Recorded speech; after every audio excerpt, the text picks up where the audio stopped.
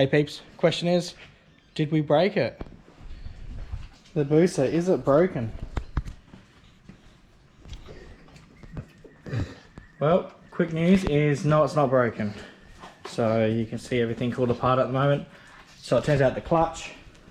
Alright, so it turns out this bad boy here it jumps around all the time. That's what they normally do. These are the torque limiters in the boosters first gen. So easiest thing to do is to weld them up around the little sprocket bits, and we'll get to that, and then we can make it work better.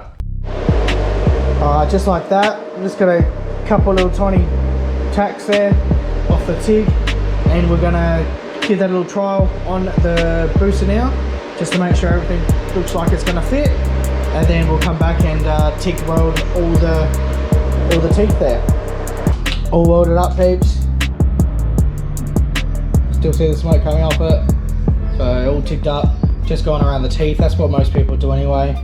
I don't want to put too much friggin' heat into the center there. So let it cool down, come back, put it on in the center. It's got to nip up all these bits, so we got to pull the spring holders back on, but we'll put a little bit of Loctite on them as well.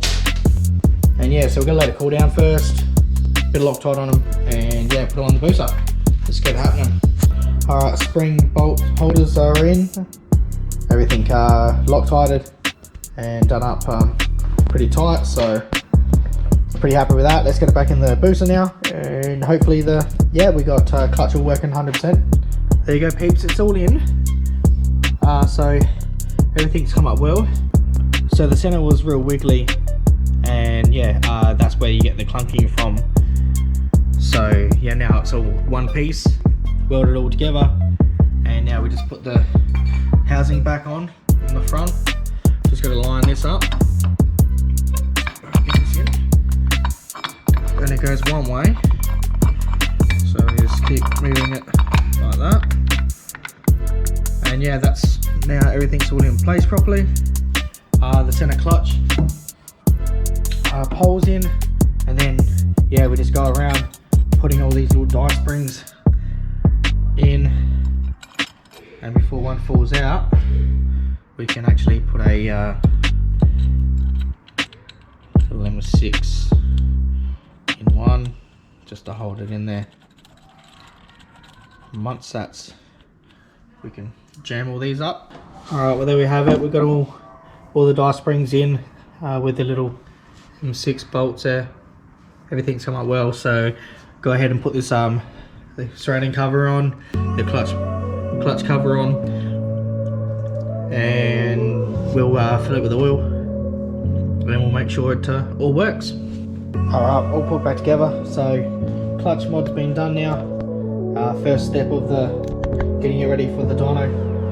So yeah, clutch is all good. We've got clutch again, all working. I'll put it in gear for you. So yeah, I'll just select it by hand, I won't turn it on. There we go. So it's in neutral, and where is it? There. Alright, so there we go. So there we go, gear again.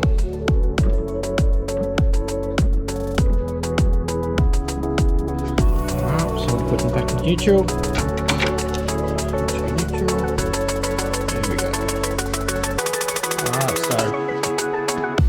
Nothing was broken in there.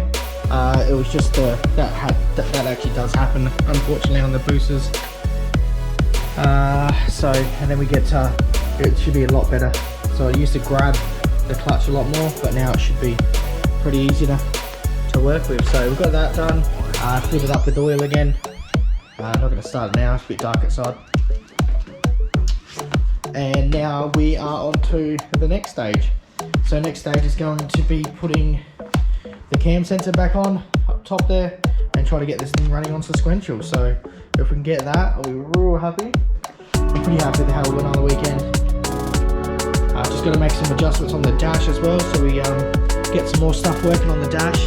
And the only other thing what I'm doing is going to probably get rid of the controller for the shifter. So every time you turn this thing on, you have to actually hold it 5 seconds 5 to 10 seconds or whatever it was, and then you can shift. It's just so annoying because when you're on track, anything happens and you turn the ignition off and then turn it back on, then you have to do it again. So I don't like that idea. So in this box that I made, the PDM around here, I'm going to take it off now, but is the little tiny module. It's really small, and that there is what on the steering wheel, the 2 buttons there, I give the signal to the little module, which then tells that to shift. I'm just going to try to change it to 2 relays, so then at all times they will work. A little bit more dangerous because anyone can actually, when this thing's running, can actually flick this button and it will jump forwards.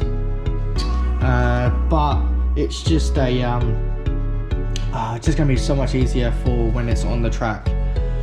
So yeah, we've got these couple of little things that we've got to do for this thing. I'm really excited, and yeah, get this ready for the dyno. So let me know what you guys want to see. Do you want to see this thing back out on the track again before dyno, or do you want me to just take out Junior's go-kart out there? What you guys want to see out there? So everything's running, so ready to go again, and yeah, ready to go a little bit faster this time, I reckon. So, or we can just go wait for the dyno on this thing and yeah, hit full potential when it's back out on the track. So the only other thing is when it go into dyno, we may come across a lot of, a few problems here and there, getting that full power to the ground, that's all. Alright peeps, I'll leave it there. Yeah, so thanks very much guys for watching for the kart. I know you guys liking those videos, but yeah, so just let me know what you want to see more on the kart or whatever. But yeah, I've got more stuff happening on the cars as well, so I'll see how those things go. But the karts are just so much more easier to work on, a little bit smaller. And yeah, so got a few more things happening as well, a couple more things going on. But yeah, I'll leave it there. Thanks very much guys, see you later.